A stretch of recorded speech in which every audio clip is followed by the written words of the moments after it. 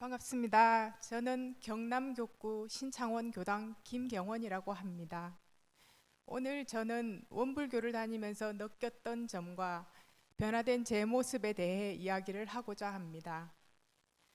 큰 사람 되라고 이렇게 큰 무대에 깨달음도 미미한 저를 세워주신 사원님께 감사드립니다. 13년 전 저는 원불교를 믿는 지금의 남편과 결혼을 했습니다. 신심이 독실한 시어머니께서 원불교에 한번 나가보라고 권유하셨고, 불교 신자였던 저는 별 거부감 없이 신창원 교당에 나가게 되었습니다. 그러나 거기서 받은 첫 느낌은 온통 문화적 충격이었습니다. 온화한 부처님의 불상이 아닌 벽에 걸려있는 큰 원을 향해 절을 하는 사람들의 모습이 이상해 보였습니다. 우리 남편이 이상한 종교를 믿는가 보다. 법회 시간이 불편했고 처음 왔다고 반가운 얼굴로 바라보는 사람들의 시선도 싫어서 다시는 이곳에 오지 않겠노라 결심했습니다. 남편은 그 뒤에도 동참할 것을 권유했지만 저는 사이비 종교라며 화를 냈고, 시간이 흐를수록 원불교는 제 마음에서 멀어졌습니다. 남편은 저 대신 어린 두 아들을 데리고 원불교를 다니기 시작했습니다. 어느 날 평소와 다름없이 화를 내고 불평을 늘어놓는 저를 보고 아들이 "엄마, 원망생활 하지 말고 감사생활 해야 하는 거야" 하고 말을 하는 걸 보고 깜짝 놀랐습니다. "누가 가르쳐줬어?" 하고 물으니 "원불교 교무님이 가르쳐주셨어" 하고 대답을 하더군요. 아들의 말에 저희 원불교에 대한 분별심은 호기심으로 바뀌었고, 남편을 따라 못 이기는 척 10년 만에 원불교를 다시 나가보기로 했습니다. 마음의 문을 조금 열어서일까요? 신창원 교당 순타원 김선영 교무님 법문을 듣고 저는 큰 감동과 편안함을 느끼게 되었습니다. 그렇게 저는 2016년에 다시 원불교에 발을 내딛게 되었습니다. 법회에 나간 지 한두 달이 지나자 갑자기 저에게 이상한 변화가 일어났습니다. 육아에 직장일에 저는 항상 바빠서 여유가 없었던 사람이었는데 갑자기 여유가 생겨났습니다. 그동안 앞만 보고 달려오느라 신경 쓰지 않았던 소소한 일상의 모습과 주변 사람들이 눈에 들어오기 시작했습니다.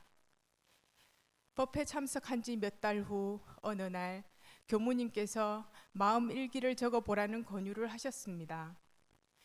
생각을 글로 옮기니 짜증과 불만이 가득했던 제 머릿속은 갑자기 교통정리를 한 것처럼 하나씩 정리정돈이 되기 시작했습니다. 그동안 세상 온갖 고통과 번민을 다 안고 사는 것처럼 행동해왔던 제 모습을 돌아보니 한심하고 웃음이 나왔습니다. 이제까지 마음대로 내뱉었던 직설적인 말과 거침없는 행동에 얼마나 많은 사람들이 상처 입었을까를 돌이켜보게 되었고, 왜 보다 더 따뜻하고 깊은 사람이 되지 못했을까 하는 후회가 밀려왔습니다. 사이비 종교를 믿는다고 남편을 무시하고 아이들에게 잔소리를 해댔던 지난 날들을 생각하니 제가 너무 무지했고 남편과 아이들에게 한없이 미안하고 부끄러운 생각이 들었습니다. 원불교에 와서 마음 공부를 하다 보니 사원님의 은혜를 알게 되었고, 또 우리 가족이 숙세의 지중한 인연으로 만났다는 것을 알게 되었을 때 너무나도 감사하고 소중한 생각이 들었습니다.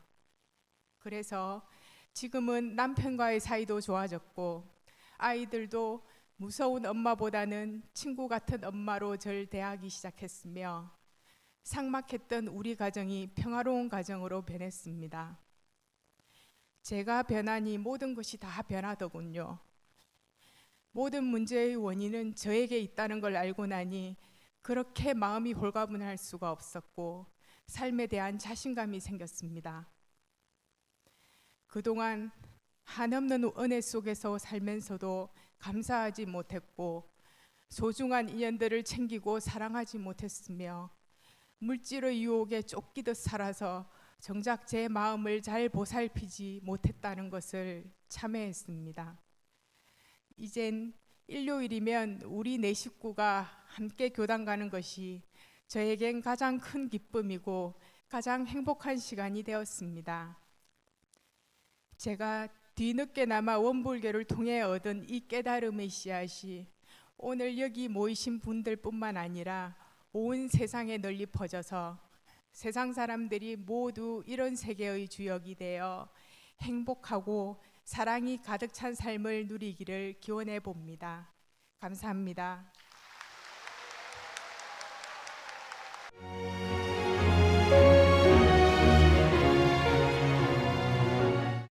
안녕하세요. 서신교당 도법열입니다. 제가 발표할 내용은 유문엄 대조 공부를 통한 인성교육 실천입니다. 저는 원광고등학교 영어교사이며 올해로 18년째 근무 중인데 그중 학생부에서 13년간 근무했고 지금은 2학년 담임교사를 맡고 있습니다. 학생들 생활지도를 해오면서 많은 우여곡절을 겪었고 6년 전부터 써오고 있는 상실기, 유문엄 대조 공부를 통해 변한 저의 모습 그리고 학생들의 모습에 대해서 말씀드리고자 합니다. 2001년에 처음 학생 법무를 시작했을 때 부서 명칭이 학생 지도부실이었습니다. 당연히 엄격한 역할을 해야 한다고 생각한 저는 학생 체벌도 서슴지 않았습니다. 도교육청에 2번 정도 신고된 적이 있고 검열관의 주의 전화를 받은 적이 있는데 각각 사유가 등굣길 복장불량 학생에 대한 무리한 체벌, 학교 내에서의 공공연한 체벌 강행, 그리고 108배를 강요하였다고 종교탄압 지적을 받은 적이 있습니다. 이래서는 안 되겠다 싶은 터에 직장에서 근무 시작하기 전에 10분간 상실기를 쓸 수 있는 원창학원 법인 차원의 환경이 조성되었고 저는 학과 학생들과 다 함께 매일같이 유문엄 대조 공부를 시작하게 되었습니다. 제 개인 유문엄 대조 항목은 체벌과 언어폭력을 지양하고 인성교육을 몸소에 실천해보자는 제 의지를 담아서 정하고 매 항목별로 이에 맞게 실천하고자 노력하였습니다. 학생들의 유문엄 대조 노트를 읽어가면서 조금씩 아이들의 생각을 이해하고 다가갈 수 있는 계기가 되었고요. 급속한 가정 환경이나 교육 환경의 변화로 해마다 학생들 사고가 빠르게 변화하고 있어서 이제는 체벌보다는 같이 대화해 나가는 인성교육 프로그램이 효과적이겠다는 생각이 들었습니다. 체벌 대신 사제동행 푸시업 프로그램을 실시해서 학생들과 수시로 함께 팔굽혀펴기를 하면서 대화를 해나갔고 아침 조회 시간 이후에 교실에서 학급 학생들과 함께 대화 시간을 가지고 있으며 오후 청소 시간에 청소를 같이 하며 대화를 이어갑니다. 이와 관련해서 몇 가지 변화는 다음과 같습니다. 첫째는 제 안의 변화입니다. 유문엄 대조 공부를 통해 당장의 큰 변화는 보이지 않더라도 매일같이 해당 항목 실천 유무를 기록하다 보면 제가 옳지 않다고 여기는 행동들은 최소한 반복되지 않는다는 점을 이제 경험으로 배워 확신할 수 있습니다. 예를 들어서 최근 2년간 제가 욕설을 하거나 교당 1호 법회에 결석하는 일은 이제 없는 것 같습니다. 둘째는 제 주변 학생들의 변화입니다.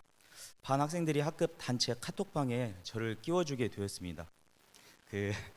이따금 제 눈이 번쩍 뜨일 정도로 지나치게 솔직한 문자들이 오가지만 제가 가장 뿌듯해하는 대목입니다. 이번 주에는 일화가 하나 있는데 학급에 학생 한 명이 제게 오더니 등교시 착각해서 요즘 유행하는 형 롱 패딩을 잘못해서 입고 왔는데 주머니 안에가 담배가 있으니 좀 맡아주었다가 본인 하교시에 돌려달라는 상담을 해봤습니다.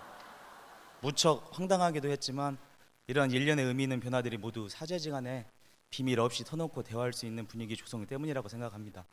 아울러 지난 몇 년간 담임을 맡았던 학생들 중 2명이 원광대학교 원불교학과 진학하여 교무님의 길을 걷게 되었는데 무엇보다 매일 아침 같이 실시했던 유문엄 대조 공부를 통해 원불교에 대해 이해하게 되고 마음의 문을 연 것이 자연스러운 계기로 작용했을 것이라는 게 제 생각입니다. 셋째 변화는 제 가정의 변화입니다.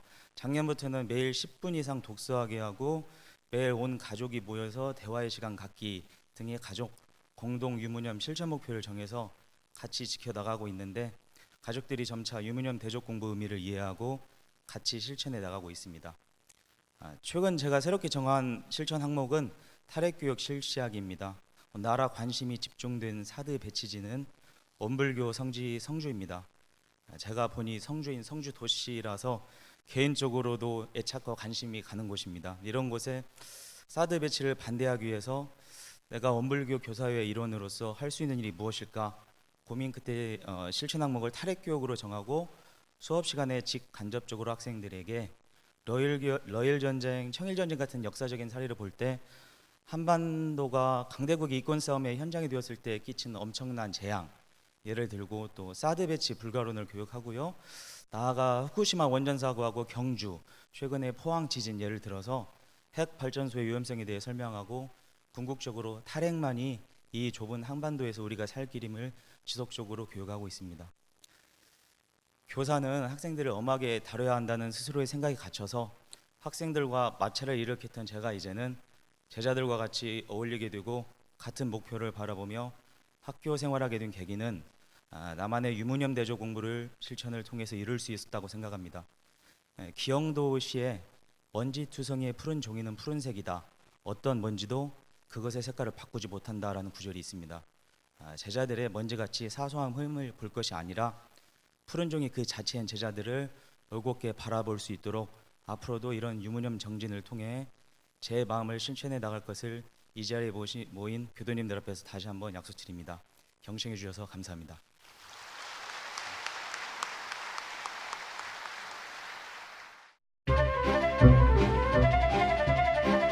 제가 원불교의 부모님 따라서 교당 처음 입교는 갔고요. 저희 외할머니 제가 저는 원불교를 이제 그러고 나서 제 스스로 고등학교 1학년 이제 때 원불교를 찾았습니다. 처음으로 다니기 제가 시작했습니다. 원불교를 제가 알게 교단에 된 나올 수 계기는 있었던 계기는 10년 전에 일단 저희 큰어머니 부모님, 49대 때 알게 그렇게 되었고 해서 처음 교당을 가게 됐고요. 저는 엄마를 통해서 원불교를 접하게 되었고요.